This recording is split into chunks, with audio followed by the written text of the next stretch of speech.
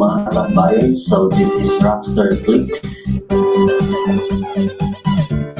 Mga Tambayan, so this is RAQZTER Clicks. For today's video. Mga Tambayan, so this is RAQZTER Clicks. For today's video tutorial, tuturo ko kung paano ilagay si Nightbot sa ating mga katambayan, so this is RAQZTER Clicks. For today's video tutorial, tuturo ko kung paano ilagay si Nightbot sa ating YouTube live stream. So bago yan, intro muna. Okay, so first step, click natin si Google Chrome. Cellphone man yan or laptop. So, ang gamit natin ngayon ay laptop. Kung ang gamit ninyo ay cellphone, be sure na naka-desktop site yung inyong Google Chrome. So, i-type natin dito sa URL.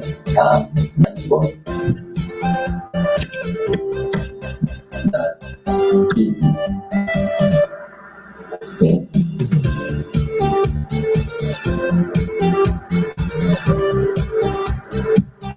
Then, punta na tayo sa kanilang website. Kailangan natin mag-sign up. Okay, sign up tayo.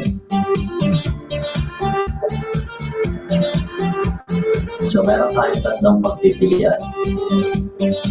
Login with Twitch, login with YouTube, at saka login with Mixer. Hindi ako masyadong familiar sa Twitch at saka sa Mixer. So, ang ginagamit natin ay YouTube. Kaya dito tayo sa login with YouTube. Click natin yan.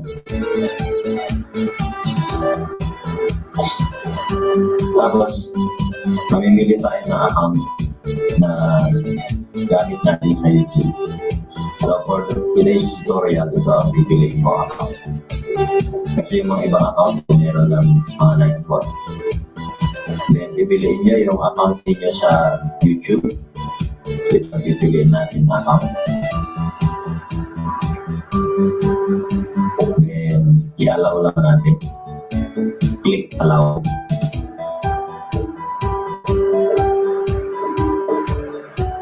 Kaya, nandito na tayo sa Nightbot dashboard. So, ito yung dashboard. Ito sa dashboard, makikita natin yung top channel saka yung top command na nagamit. Then, nandito rin yung mga spam protection natin, yung mga natan. Dito naman sa bandang F, ito yung mga tabs natin sa dashboard, commands, giveaways. So since bago tayo pa lang sa Nightbot, kailangan pindutin natin itong join channel. Kailangan mag-join din Nightbot sa ating channel. So pindutin natin yung join channel. Okay, so meron tayong instruction dito kung paano mag-join si Nightbot. So, punta na tayo sa community settings ng ating YouTube channel. Tapos, i-link natin ang website na ito. So, kailangan i-copy natin ito. Mula ito sa HTTP hanggang dito sa last part. Para gawin natin moderator si. So, part na siya ng channels. Punta tayo sa ibang tab. Lagyan natin yung YouTube channel. ay si Nightbot.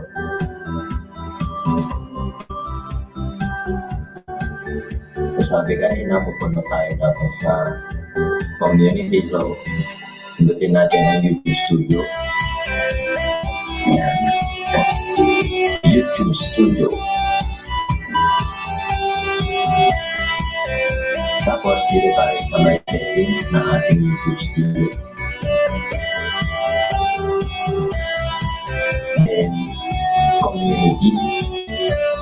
Pindutin ng community. So, wala pa tayo moderator. So, i-paste natin dito. Click, then paste. Then, click lang natin yung enter. So, lumabas na yung pangalan ni Nightbot. Click natin. Tapos, save. So, si Nightbot ay moderator na sa ating YouTube channel.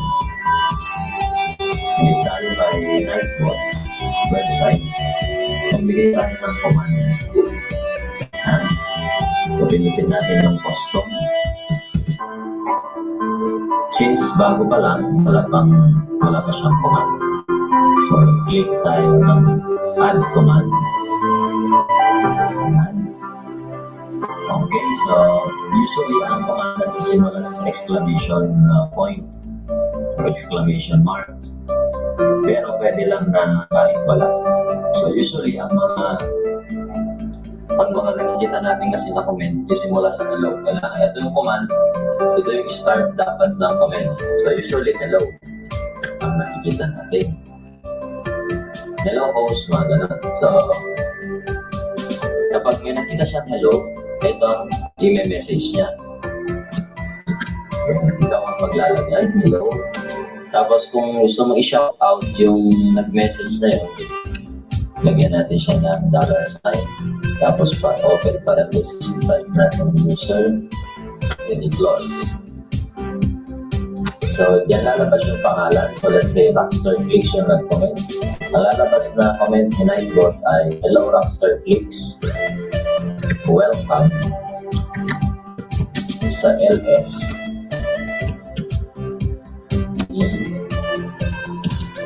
Bakit dito? Ayan. So, na message niya. So, ito pwede nyo habaan.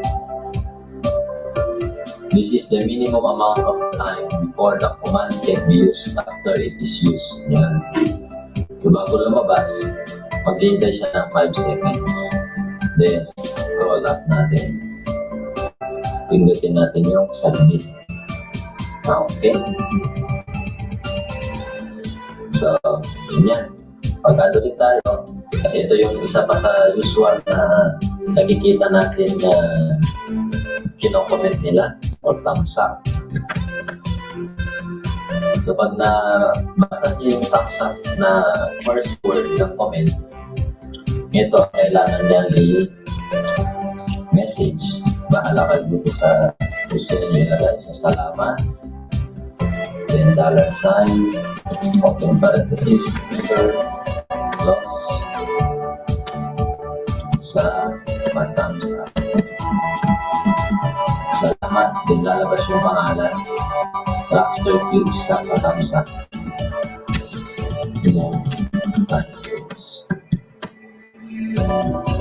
Okay. Then, click natin yung submit. Ayan, meron na tayong dalawang command. So, okay na yun para sa ating demonstration. So, itong giveaways, vlogs, regulars, hindi natin muna i-discuss siya kasi ito walang mga basic song request. Ba natin nilalagay yan. So, ito ay spam protection.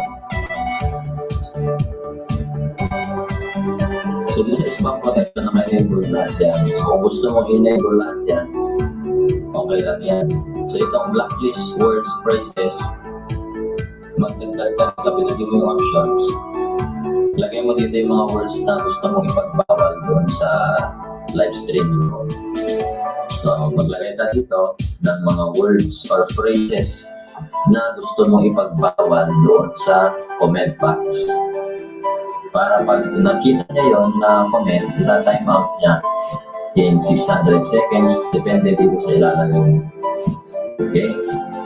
So, i-exempted mo na yung moderator. Pwede. Wala siguro honor ang exempted para lahat sila ay pwedeng matime kung gano'n ka pa-stricto.